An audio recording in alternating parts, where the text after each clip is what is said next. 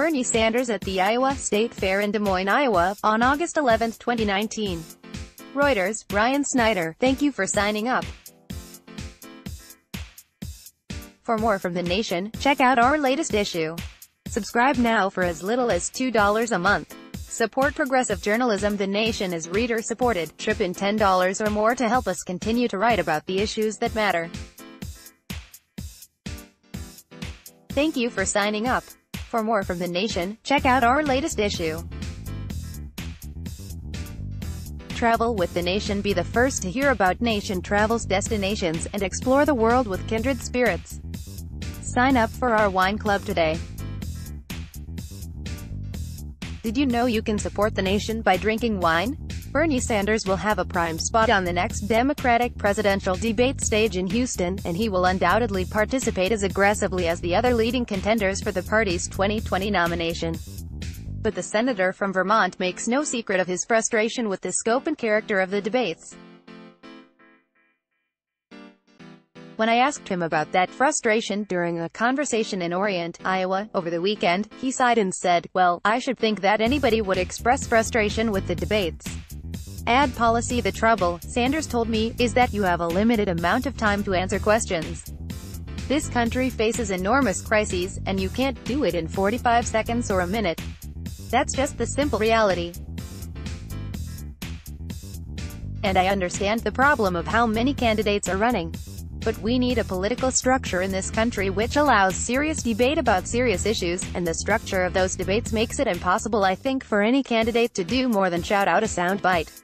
One of the sound bites that came out of the second round of debates in Detroit involved Sanders pushing back against a question from CNN anchor Jake Tapper about imposing taxes on the middle class to pay for Medicare for all healthcare reform.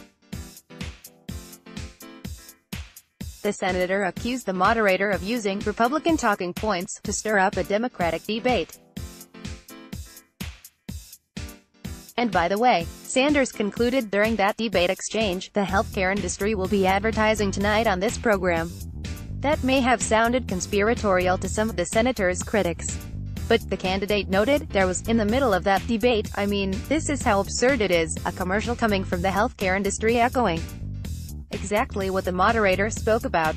More from John Nichols. Critiquing media coverage of debates and campaigns, issues and ideas is nothing new for Sanders. He has been calling out the corporate media in much the same language that he now employs for decades. When Robert W. McChesney and I were writing about media and democracy issues in the mid-1990s, Sanders, who was then serving in the House of Representatives, and Minnesota Senator Paul Wellstone were among the rare members of Congress who recognized that the conglomeration of media ownership, and the influence of this consolidated media on our politics, could not be ignored. McChesney and I spent a good deal of time interviewing the few members of Congress who were familiar with the issues. We appeared on panels with them, discussed, and debated. We did not always agree. But there was never any doubt about the sincerity of the concern expressed by Sanders and Wellstone, or the fact that it was rooted in a broader interest in the democracy issues that arise when the media landscape and the politics of a nation are being rapidly reshaped by economic and technological changes. Common ownership and control is not conducive to diversity of viewpoints and perspectives, explained Wellstone, in the introduction to one of our books, which was published a few years before his death in 2002. As these far-flung multinational corporations extend their holdings and influence into more and more new industries, with interests of their own, as regards regulation in particular, how much confidence can we have that they will hold any of those interests accountable to the people? At town halls, media conferences, and television interviews with Bill Moyers, Sanders spoke in similar terms, and he has continued to do so as an outspoken critic of ongoing media consolidation, and as a steady defender of net neutrality and public broadcasting. Sanders made a critique of media coverage of his 2016 presidential bid a part of that campaign, and he is doing so again this year. The media has been a source of real frustration, the senator told me on Sunday, arguing that they're either ignoring us or being incredibly hostile. Current issue. When Sanders talks about an unsympathetic media, it can sound like the typical talk of a political figure who is not getting the coverage he wants. Noting the senator's recent complaints about coverage by The Washington Post and other news outlets, a veteran writer and thinker on media matters, Paul Waldman, wrote the other day, "This gives him something in common with pretty much every candidate, not to mention every president. Because they're human, they fixate on the stories that get something wrong or characterize something in ways they don't like, and they lament it when the things they do and say don't get the level of attention they believe they deserve." Waldman's Post piece also suggested that when a candidate like Sanders discusses the influence of media owners on media coverage, and laments bias, he may simply be working the refs in an effort to get more favorable attention, or seeking to energize his supporters, who see him as a rebel fighting an establishment that is terrified of him and will do anything to stop him. Sanders has confronted these sorts of objections before. Is one of the reasons why he makes a point of distinguishing himself from other political figures who gripe about media coverage, especially the man he hopes to face in the 2020 election. "We've got to be careful," he says. "We have an authoritarian-type president right now, who does not believe in our Constitution, who is trying to intimidate the media and so forth and so on. That's not what we do. But I think what we have to be concerned about in terms of the media is that you have a small number of very, very large corporate interests who control a lot of what the people in this country see, hear, and read. And they have their agenda. That's what they are." In our conversation, the senator argued that this agenda tends to dumb down the discourse, by marginalizing ideas and candidacies that challenge the economic and political establishment. A few days later, Sanders echoed that argument in an email to supporters that placed his assessments of coverage of his candidacy. "When we trail in a poll, it gets endless coverage.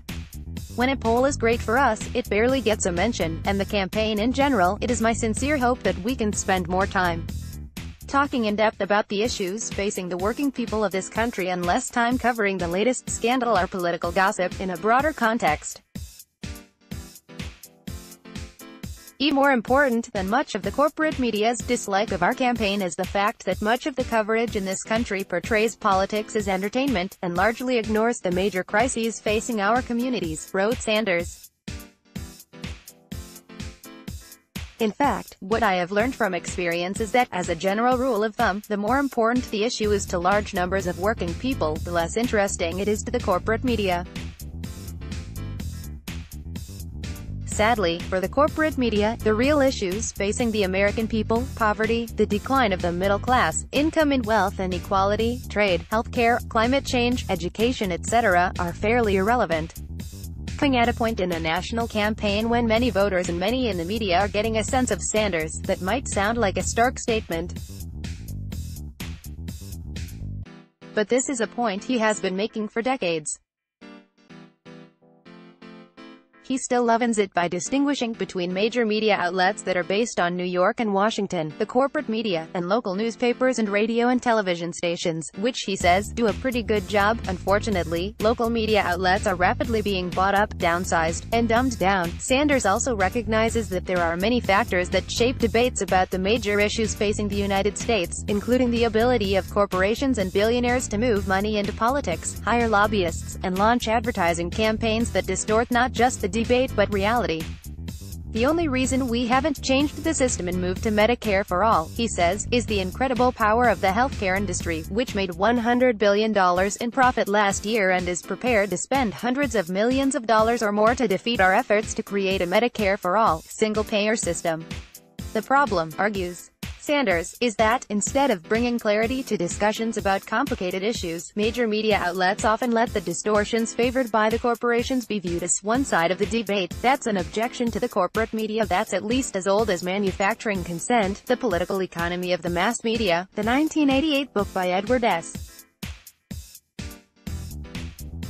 Herman and Noam Chomsky, and the many editions of The Media Monopoly, the groundbreaking 1983 book by former Washington Post reporter Ben Bagdikian.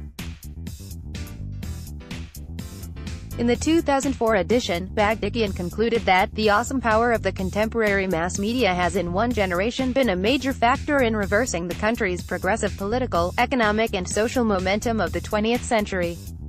As a result, in the United States, the 21st century inherited a new, more extreme brand of conservative policies. Sanders knows and advances this critique.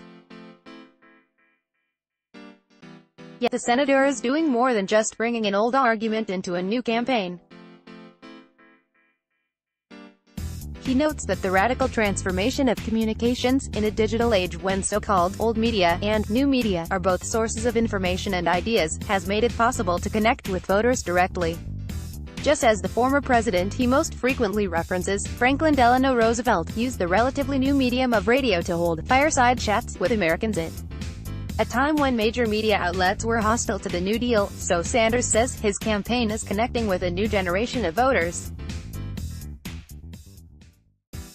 That's what our social media is about, Sanders explains. We have more folks on our social media than anybody except Donald Trump, and Donald Trump understands that point. People don't talk about it enough, the incredible amount of folks that he has on Twitter and Facebook and all that stuff. And that is a very powerful organ of dissemination for Trump. Now we are nowhere near where he is. But we have a lot of people on Facebook, on Twitter, on Instagram, who use it every single day. So certainly one of the technological breakthroughs that has been of help to us in an ability to circumvent corporate media is to talk directly to people, and we do that virtually every day. Let's block ads. Why?